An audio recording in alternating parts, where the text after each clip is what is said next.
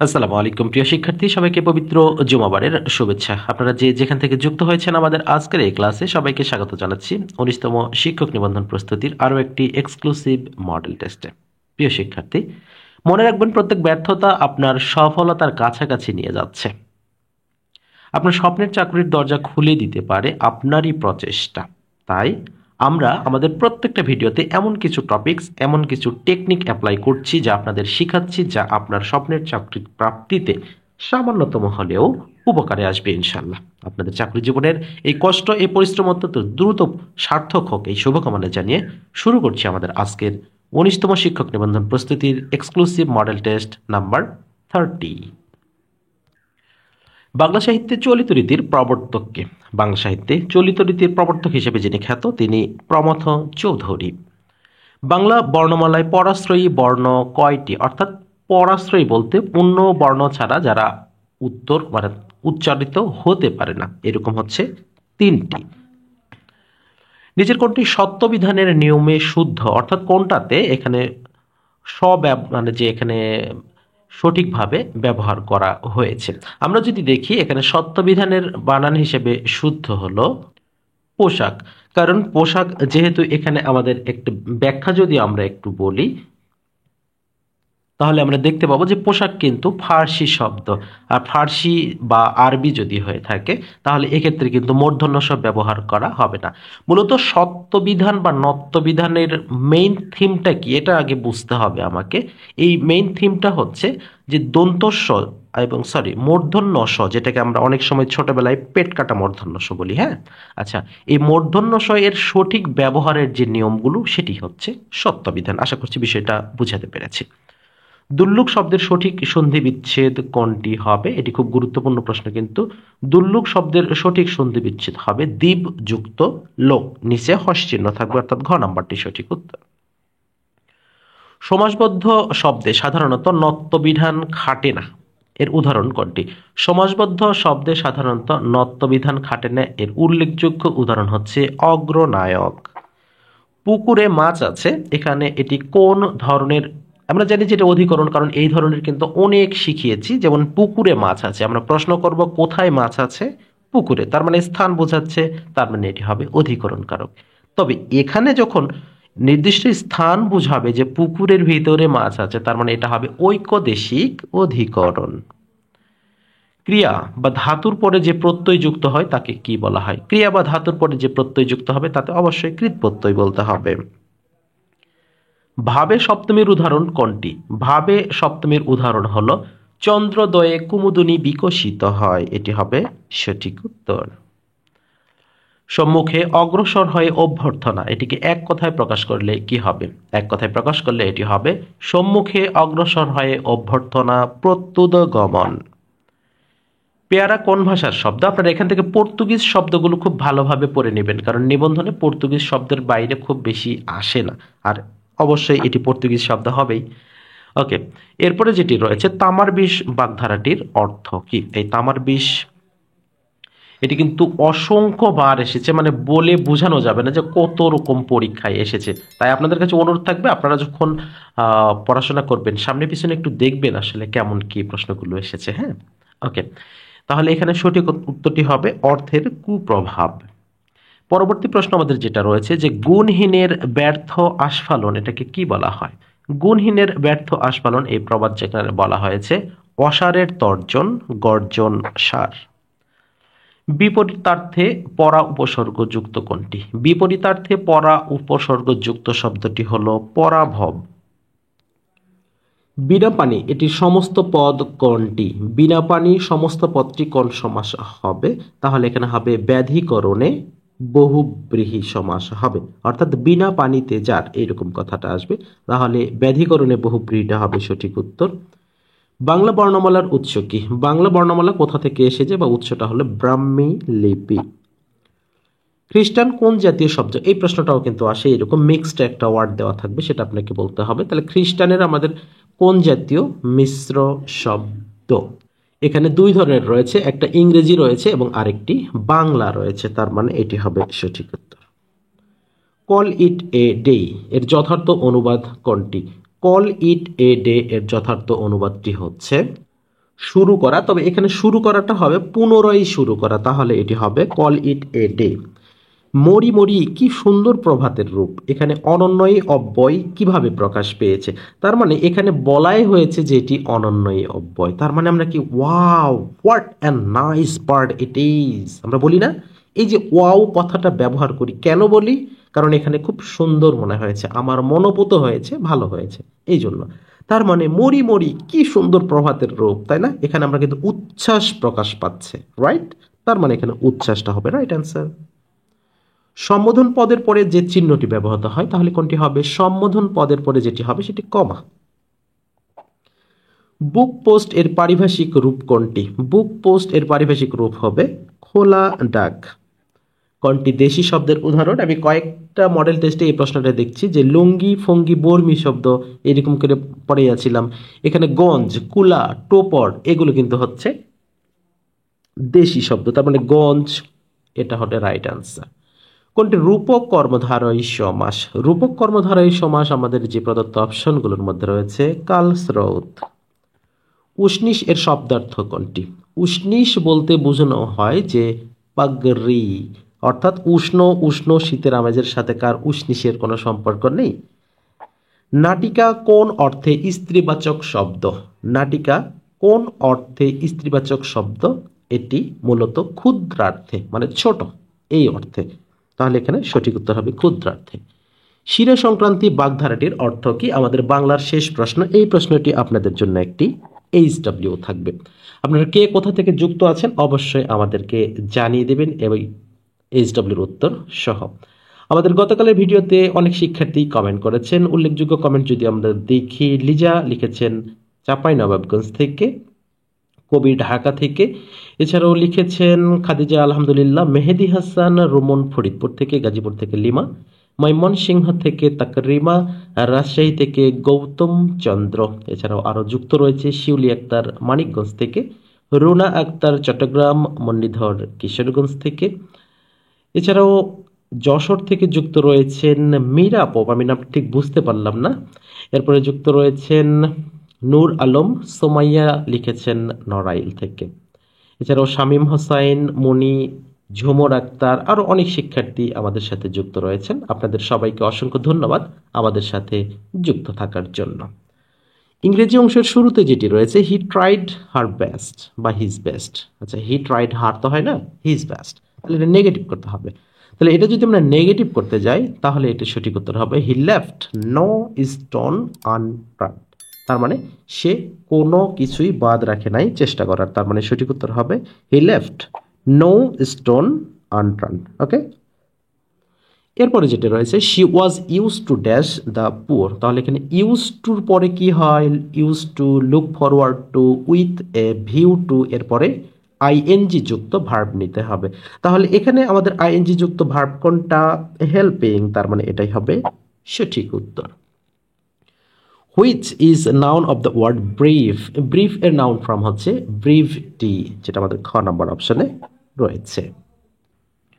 It is high time we dash our habits, তাহলে it is high time বা ইট is time এর পরে verb two নিতে হবে, তার মানে it is time we changed our habits or bad habits. Curd is made dash milk, তার মানে দুধ হইতে দই তৈরি হয়, যদি সম্পূর্ণভাবে পরিবর্তন হয় তাহলে কি হবে, ফ্রম হবে, তাহলে curd is made from milk, আর যদি কোনো রকম আকৃতিগত মানে যে পরিবর্তিত হয় তাহলে সেটা হবে মেড অফ। আমরা যদি উদাহরণ সহ বলি, যেমন কাঠ, কাঠ থেকে চেয়ার তৈরি হয়, তাহলে এখানে কি হবে, বা স্বর্ণ থেকে অলংকার তৈরি হয়, মেড অফ হবে, তার মানে শুধু আকৃতিগত পরিবর্তন হয়। আর যখন রাসায়নিক পরিবর্তন ঘটে, যেমন দুধ থেকে দই তৈরি হয়, এই দইটাকে আর দুধে পরিণত করা সম্ভব নয়, এই জন্য এটা হবে from. The headmaster and the president of the school present the last meeting, এখানে খুব সুন্দর একটা বোঝার ট্রিক্স রয়েছে। The headmaster and the president, এখানে দুইজন দুই ব্যক্তি, যদি থাকতো দ্য হেডমাস্টার অ্যান্ড প্রেসিডেন্ট তার মানে দুইজন একই ব্যক্তি, তখন সিঙ্গুলার ভার্ব হতো, যেহেতু এখন দুইজন দুই ব্যক্তি এই জন্য এখানে অয়ার অর্থাৎ প্লুরাল ভার্ব নিতে হবে। If he dash a human beings he would not have done this, তাহলে এখানে হবে ইফ হি হ্যাড বিন, কারণ পরে কিন্তু আমাদের উড হ্যাভ রয়েছে, রাইট? আমাদের এই যে এখানে পরে উড হ্যাভ রয়েছে, তার মানে এখানে হ্যাড বিন রাইট অ্যান্সার হবে। The antonym of the word, আমাদের এখানে অ্যান্টিনিমটা করে রাখছে বেনজিন। যদিও এটা প্রকৃত উচ্চারণটা হবে বেনাইন, তবে অনেক সময় এটা ভুল উচ্চারণ হয়ে যায় অনেকের পক্ষে। তাহলে আমরা একটু প্রশ্নে আসি। তাহলে এখানে বেনাইনের অর্থটা আগে জানতে হবে। অর্থটা হচ্ছে সৌম্য, আমরা যেটাকে সাধারণত ভদ্র বলে থাকি। সৌম্য উগ্র পড়া আছে না? তার মানে এখানে সৌম্যর বিপরীত শব্দটা কি হবে? উগ্র হবে। তার মানে এখানে ম্যালিগন্যান্ট এটা করতে পারি। Do not dash what you can today, বা what we can do today. তাহলে এখানে রয়েছে যে do not put off what you can do today, তাহলে এখানে পুট অফটা হবে আমাদের সঠিক উত্তর। দে টেল আস এ টেল অফ, আচ্ছা, এ টেল অ্যাবাউট এ টেইল, এখানে প্রথম যে টেল ব্যবহার করা হয়েছে নাকি দ্বিতীয়? ওকে, দ্বিতীয়। এই টেলটা কি হিসেবে ব্যবহার হয়েছে? এখানে লেখা আছে দে টেল আস এ টেল অ্যাবাউট এ টেইল, তাহলে এখানে দ্বিতীয় যে টেল রয়েছে এটি নাউন হিসেবে ব্যবহার হয়েছে।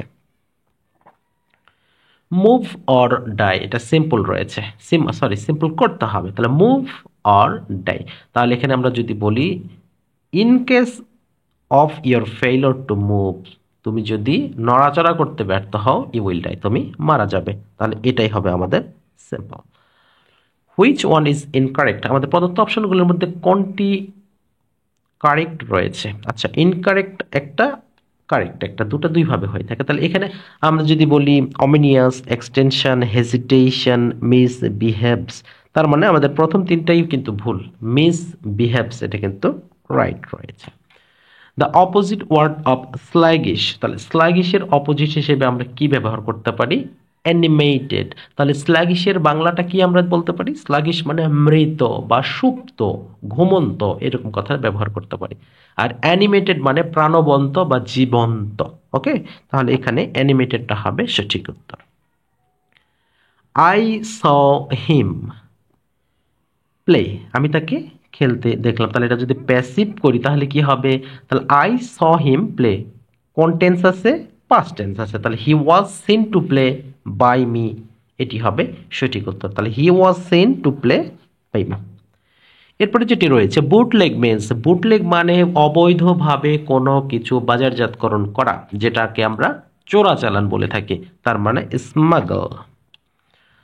While I play in the field I saw a dead cow, আমি যখন মাঠে খেলছিলাম তখন একটা মরা গরু দেখতে পেলাম। আচ্ছা, তাহলে এখানে আমাদের আই প্লে রয়েছে, তাহলে হোয়াইল যেহেতু রয়েছে তার মানে নিশ্চয়ই এর পরবর্তীতে আমাদের নিতে হবে। তাহলে হোয়াইল আই অ্যাম প্লেয়িং বা আই ওয়াজ প্লেয়িং, যেহেতু স রয়েছে আমাদের পরবর্তীতে আই ওয়াজ প্লেয়িংটা হবে সঠিক উত্তর। এরপরে আমাদের যেটা রয়েছে যে but for your help I dash, তাহলে এখানে কি রয়েছে? But for your help I will have failed বা আই উড হ্যাভ ফেল্ড, এটা হবে রাইট অ্যান্সার।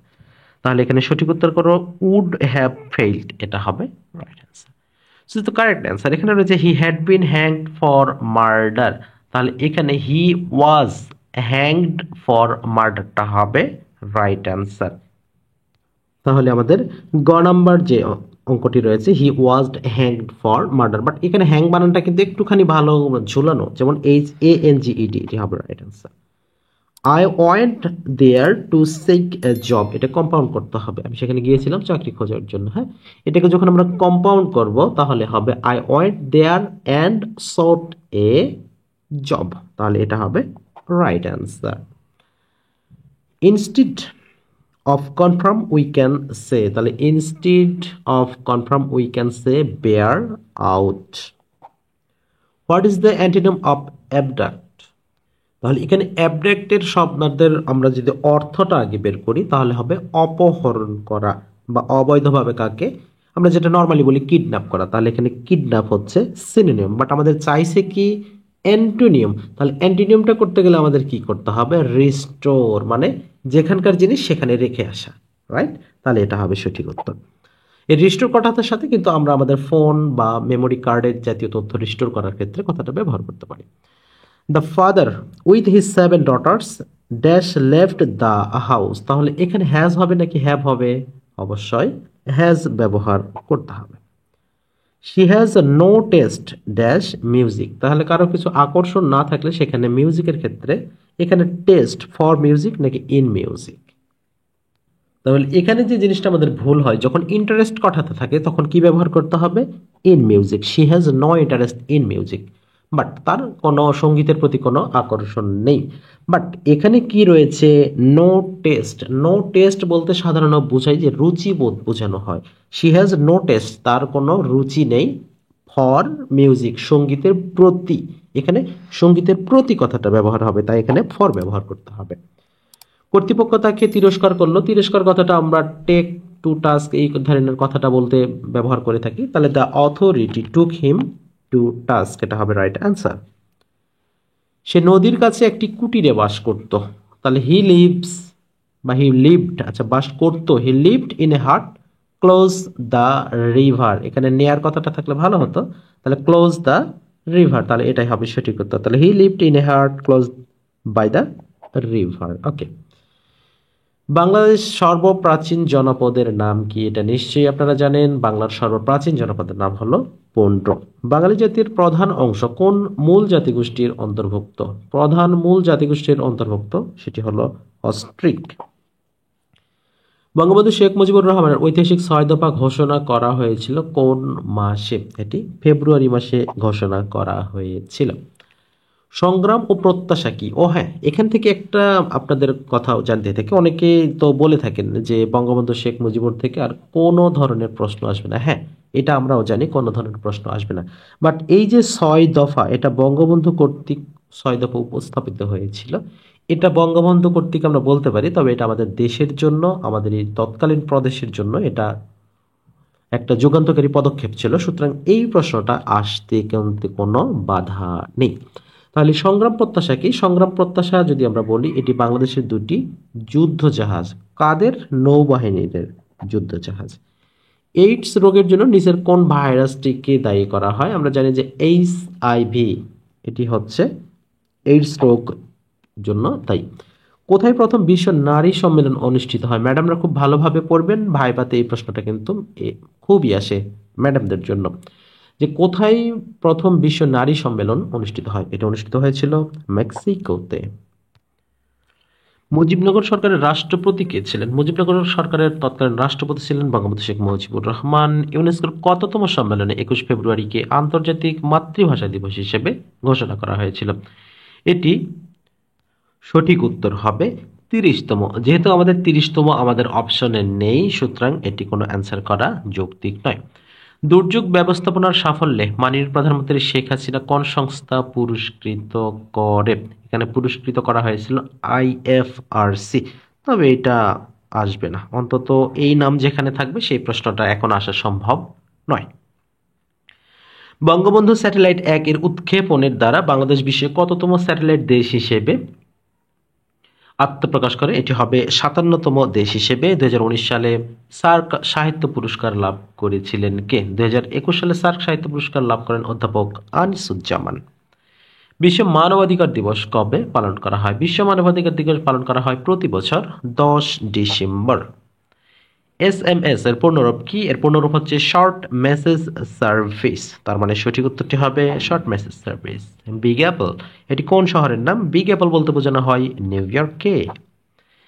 IMF এর সদর দপ্তর কোথায়? ও হ্যাঁ, প্রিয় শিক্ষার্থী, আপনাদের জন্য একটুখানি জানিয়ে রাখি যে আপনাদের যে প্রিন্ট কপি 19তম নিবন্ধনের জন্য যে প্রিন্ট কপি শর্ট সাজেশনটি আমাদের কিন্তু দ্বিতীয় কিস্তিও চলে এসেছে। আপনারা যারা এখনো পর্যন্ত অর্ডার করেন নাই, ডেসক্রিপশনে দেওয়া এবং স্লাইডে দেওয়া হোয়াটসঅ্যাপ নাম্বারে অবশ্যই যোগাযোগ করে সেটি সংগ্রহ করবেন। বিস্তারিত ডেসক্রিপশনে দেখবেন। IMF এর সদর দপ্তরটি কোথায়? গুরুত্বপূর্ণ প্রশ্ন। টাকা পয়সা যা আছে সব USA ওয়াশিংটনে। ওকে, এভাবে মনে রাখবেন। শ্রীলঙ্কার মুদ্রার নাম কি? শ্রীলঙ্কার মুদ্রার নাম অবশ্যই রুপি, তবে এটা ভারতীয় রুপি নয়, শ্রীলঙ্কান রুপি। বাংলাদেশের জাতীয় পতাকার ডিজাইনারকে? এগুলো একদম বেসমেন্ট থেকে প্রশ্ন করা হয়েছে, ভালোভাবে পড়বেন অবশ্যই। বাংলাদেশের জাতীয় পতাকার ডিজাইনার হলেন কামরুল হাসান। ইউনেস্কো বাংলাদেশের কোন গানকে হেরিটেজ অফ হিউম্যানিটি বা মানবতার ধারক হিসেবে আখ্যায়িত করেছেন? এটি হলো বাউল গান। বাংলাদেশের সবচেয়ে বড় প্রাকৃতিক মৎস্য প্রজনন কেন্দ্র কোথায় অবস্থিত? এটাকে হালদা নদীকে বলা হয় প্রাকৃতিক মৎস্য প্রজনন কেন্দ্র। নাগরিকের প্রধান কর্তব্য কি? নাগরিকের প্রধান কর্তব্য রাষ্ট্রের প্রতি আনুগত্য প্রকাশ করা। প্রকৃতিতে সবচেয়ে বেশি পাওয়া যায় কোন ধাতু? প্রকৃতিতে যদি বেশি পাওয়া যায় সেটা বলতে হবে অবশ্যই অ্যালুমিনিয়ামকে। গ্রাম অঞ্চলে কিন্তু এই অ্যালুমিনিয়ামের যে পাতিল বা তৈজসপত্র রয়েছে এগুলোকে কিন্তু সিলভার বলা হয়, এবং আমিও ছোটবেলা থেকেই সেটাই শুনে এসেছি, এটা সিলভারের হাঁড়ি পাতিল। কিন্তু আসলে সিলভার আর অ্যালুমিনিয়াম দুটো বিস্তর ফারাক রয়েছে, বিষয়টা বুঝে নেবেন। গাড়ির ব্যাটারিতে ব্যবহৃত অ্যাসিড কোনটি? গাড়িতে সাধারণত যে ব্যাটারির অ্যাসিড ওটা হলো H2SO4। যদিও আমাদের মতো যারা সায়েন্স ব্যাকগ্রাউন্ড ছাড়া স্টুডেন্ট রয়েছে তারা কিন্তু এই H2SO4 দ্বারা কিছুই বুঝবে না, যেটাকে বলা হয় সালফিউরিক অ্যাসিড। এটা সায়েন্স ব্যাকগ্রাউন্ড ছাড়া অন্যরা খুব কমই বুঝতে পারে। যাই হোক, এটাকে বলা হয় সালফিউরিক অ্যাসিড, যেটা গাড়ি ব্যাটারিতে ব্যবহার হয়। ফকেটিং কোন দেশের আইনসভার নাম? ফকেটিং বলতে বোঝানো হয় ডেনমার্কের আইনসভার নাম। বাণিজ্যিকভাবে মৌমাছি পালনকে কি বলা হয়? এক সময়কার জাতীয় প্রশ্ন ছিল এই বাণিজ্যিকভাবে মৌমাছি পালনকে কি বলা হয়? এপিকালচার। অবশ্যই আপনারা এই এপিপিসি সেরিমেরি এই যা আছে এগুলো সব একদম ক্লিয়ার কাট করে পড়ে নেবেন, 1 নাম্বার কমন পেতেই পারেন। কোনটি স্থানীয় সরকার নয়? পৌরসভা, উপজেলা পরিষদ, পল্লী বিদ্যুৎ। পল্লী বিদ্যুৎ কিন্তু এটি স্বায়ত্তশাসিত, সুতরাং এটি স্থানীয় সরকারের অধীনে নয়। নিচের কোনটি অমূলদ সংখ্যা? আমাদের গণিত অংশের শুরুতে মূলদ থেকে বা অমূলদ থেকে প্রশ্ন করা হয়েছে। অমূলদ সংখ্যার সংজ্ঞাটা আসলে কি? অমূলদ সংখ্যার সংজ্ঞাটা হচ্ছে যদি দশমিকের পরে নির্দিষ্ট সিকোয়েন্স বজায় রাখে সেটি হবে মূলদ সংখ্যা। যেমন এখানে 111 রয়েছে, তার মানে সিকোয়েন্স ঠিক রয়েছে। এখানে 101010 রয়েছে, এটাও সিকোয়েন্স ঠিক আছে। এখানে 100101010 সিকোয়েন্স ঠিক রয়েছে। বাট এখানে 10 100 1000 এরপর 1, মানে এখানে 4 ফোল্ড 5 ফোল্ড যেরকম আছে এভাবে হবে। তার মানে এখানে কিন্তু সিকোয়েন্সটা ঠিক নেই, তার মানে এটি হবে অমূলদ সংখ্যা। কোন সামান্তরিকের একটি কোণ সমকোণ হলে উহা একটি। যখন একটা সামান্তরিকের একটা কোণ সমকোণ হয়ে যাবে অটোমেটিক্যালি পরবর্তীগুলোও সমকোণ হয়ে যাবে, সুতরাং এটি হয়ে যাবে একটা আয়তক্ষেত্র। আশা করছি বিষয়টা বুঝাতে পেরেছি। পরবর্তী যে প্রশ্নটি রয়েছে, পি সমান যদি এ গুণন বি হয়, মানে এ বি হয়, তাহলে এ বি উভয়কে 10% বৃদ্ধি করলে পি এর মান শতকরা কত বৃদ্ধি পাবে? আচ্ছা, তাহলে 10% যদি বৃদ্ধি করি তাহলে 10, যেমন আমরা নর্মালি এইভাবে ধরি, একটা ধরে নিলাম 10% যখনই আমরা বৃদ্ধি পাবো তাহলে এককভাবে এটার কত বৃদ্ধি পাবে? তাহলে যে কোনো সংখ্যা আমরা ধরলাম 100, তাহলে বা 10 ধরলাম, তাহলে 10কে যদি আমরা 10% বৃদ্ধি করি সেটা কত হবে? 11 হবে কিনা একটুখানি বুঝে নেবেন যে 10কে আমরা 10% বৃদ্ধি করলাম তাহলে 11 হলো। এখন 11 গুণন 11 মানে এ গুণন বি, 11 11 121। তাহলে বলেন তো শতকরা কত বৃদ্ধি পাইল? 100 থেকে 121 হলো, তার মানে 21% বৃদ্ধি পেল। তার মানে এখানে পি এর মানটা 21% বৃদ্ধি পাবে। আশা করছি টেকনিকটা বুঝতে পেরেছেন। এরপরে যেটি রয়েছে যে এখানে আমাদের এটি আইরাক্স ডিভাইডেড এক্সপানশনের মান নির্ণয়ের ক্ষেত্রে নিচের কোন শর্তটি প্রযোজ্য হবে? আচ্ছা, এখানকার শর্ত প্রযোজ্য, এক্সটা অবশ্যই 0 থেকে বড় হতে হবে এবং এক্স এর মানটা 1 এর মানে যে 1 এর সমান হবে না। 0 থেকে বড় কিন্তু 1 এর সমান নয়, এই জাতীয় একটা কথা আসে। বাট অ্যান্সারটা আছে কিনা? 0 থেকে বড় এটা রয়েছে যে এক্সটা হবে 0 থেকে বড় এবং এক্স নট ইকুয়াল। আচ্ছা, সম্ভবত আমি বুঝতে পারছি না, যদিও কথাটা এরকমই হবে যে এক্স নট ইকুয়াল টু 0 বা নট ইকুয়াল টু 1 এবং এক্স 0 থেকে বড় হবে, এই জাতীয় অ্যান্সার। বাট আমাদের প্রশ্নে কোনো ত্রুটি আছে কিনা যদি এখানে রিচেক করতে হবে, তারপরে আমি এটা অ্যান্সার করে দিলাম। কোন প্রশ্নে ভুল ধরা থাকলে অবশ্যই আপনারা আমাদের একটু জানিয়ে দেবেন, হ্যাঁ, আমরাও রিচেক করে নেব। ওকে, পরবর্তী যেটা রয়েছে 6টি কাঠির গড় দৈর্ঘ্য 44.2 সেন্টিমিটার, এদের 5টির গড় দৈর্ঘ্য 46 সেন্টিমিটার, 6টি কাঠির দৈর্ঘ্য কত?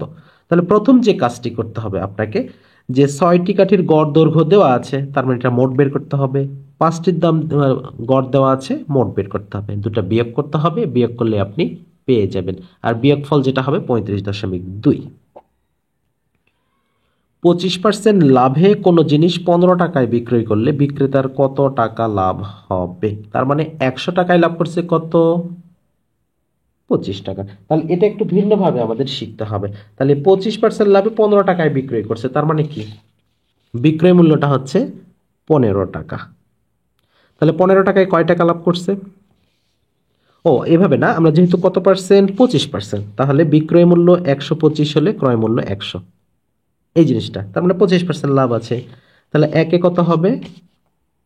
100-র নিচে 125, তাহলে আমাদের 15 টাকায় কত হবে? এভাবে আমরা 15 দ্বারা গুণ করব।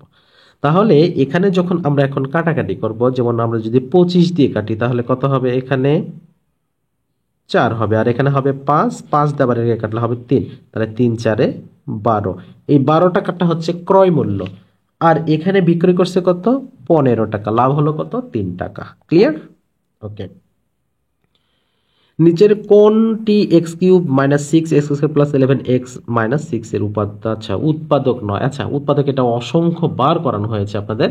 তাহলে এখানে সঠিক উত্তরটি হবে x-4, কারণ 3, 1 এবং 2 সবগুলো দ্বারাই এটা যাওয়া সম্ভব, বাট x-4 দিয়ে যাবে না।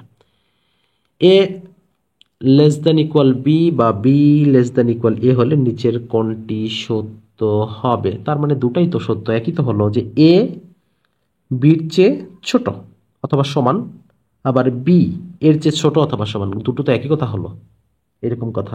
এখানে কথা বলা আছে, এখানে বি বড় দেখাচ্ছে, এখানে আবার এ বড় দেখাচ্ছে, আপনাদের কথাটা আসতে পারে। বাট এই যে নিচে একটা ইয়ে দেওয়া আছে যে এ সমানও হতে পারে, বির থেকে ছোটও হতে পারে, আবার এখানে বি কে বলা আছে এর চেয়ে ছোট হতে পারে, আবার সমানও হতে পারে। তার মানে উভয় ক্ষেত্রে যদি আমরা বলি দুটোই সমান। 2 সেন্টিমিটার ব্যাসার্ধ বিশিষ্ট বৃত্তে কেন্দ্র হতে 5 সেন্টিমিটার দূরের অঙ্কিত বা বিন্দুতে অঙ্কিত স্পর্শকের দৈর্ঘ্য কত মিটার? জাস্ট একটা চিত্র দেখবেন আপনারা। আমরা আগে একটা চিত্র অঙ্কন করলাম, এটা হচ্ছে চিত্র। কত সেন্টিমিটার ব্যাসার্ধ? 2 সেন্টিমিটার, তার মানে এটা তো ব্যাসার্ধ। এবারে বলছে কেন্দ্র হতে 5 সেন্টিমিটার দূরে, তার মানে এই যে এই 5 সেন্টিমিটার দূরে আমরা একটা দিলাম, এই যে একটা অঙ্কন করলাম।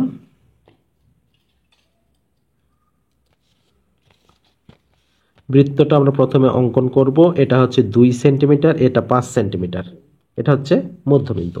এখন বলছে 5 সেন্টিমিটার দূরের কোনো বিন্দু হতে অঙ্কিত স্পর্শকের দূরত্ব কত মিটার হবে? তাহলে এখানে আমরা নর্মাল যে চিন্তাটা করব, আমাদের এখানে কত আছে? 5 সেন্টিমিটার, 5 5 25, এখানে 2 সেন্টিমিটার, 2 দুগুণে 4, তার মানে 25 মাইনাস 4 কত হলো? 21, তার মানে √21টা হচ্ছে আমাদের রাইট অ্যান্সার।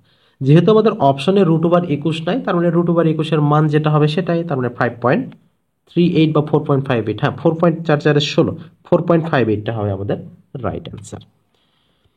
7টি সরল রেখার দৈর্ঘ্য যথাক্রমে 1 2 3 4 5 6 7 সেন্টিমিটার। কয়টি ক্ষেত্রে 4টি বাহু দিয়ে চতুর্ভুজ অঙ্কন করা সম্ভব নয়?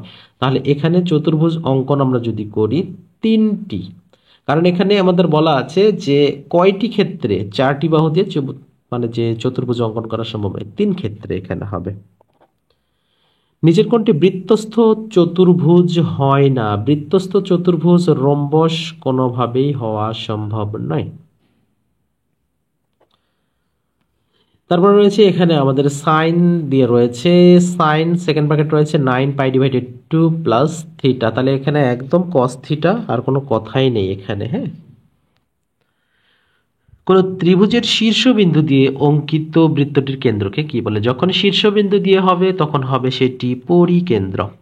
ট্যান থিটা সমান যদি এবি হয়, নিচের কোনটি সঠিক হবে? ট্যান থিটার মান যদি এবি হয় তাহলে অবশ্যই cosec theta equal to √a² plus b² divided a, এটাই হবে রাইট অ্যান্সার। এরপরে রয়েছে ax² প্লাস বি এর, আচ্ছা এর মান x সমান 1 এবং, আচ্ছা এটা এরকম কেন? আচ্ছা, ax² প্লাস বি এর মান x সমান 1 হলে 1 এবং x সমান 3 হলে 25 হয়। আচ্ছা, x সমান 2 হলে এর মান কত হবে? ও আচ্ছা, তাহলে x এর মান 1 হলে 1 হয় আর 3 হলে 25 হয়, তাহলে এখানে x - 2 এর মানটা কত হবে?